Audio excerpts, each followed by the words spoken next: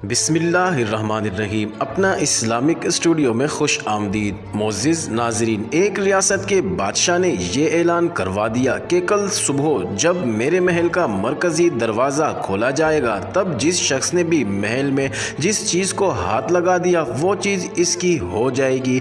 इस ऐलान को सुनकर सब लोग आपस में बातचीत करने लगे कि मैं तो सबसे कीमती चीज़ को हाथ लगाऊंगा।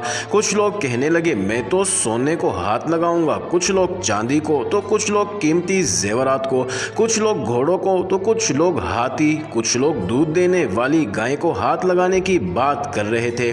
जब सुबह महल का मरकजी दरवाज़ा खुला और सब लोग अपनी अपनी मनपसंद चीज़ों के लिए दौड़े। सबको इस बात की जल्दी थी कि पहले मैं अपनी मनपसंद चीज़ को हाथ लगा दूं ताकि वो चीज़ हमेशा के लिए मेरी हो जाए। बादशाह अपनी जगह पर बैठा सबको देख रहा था और अपने आसपास हो रही भाग दौड़ को तो देखकर मुस्कुरा रहा था। इस वक्त इस भीड़ में से एक शख्स बादशाह की तरफ बढ़ने लगा और आहिस्ता आहिस्ता चलता हुआ बादशाह के पास पहुंचकर इसने बादशाह को छू लिया। बादशाह को हाथ लगाते ही बादशाह इसका हो गया और बादशाह की हर चीज़ भी इसकी हो गई।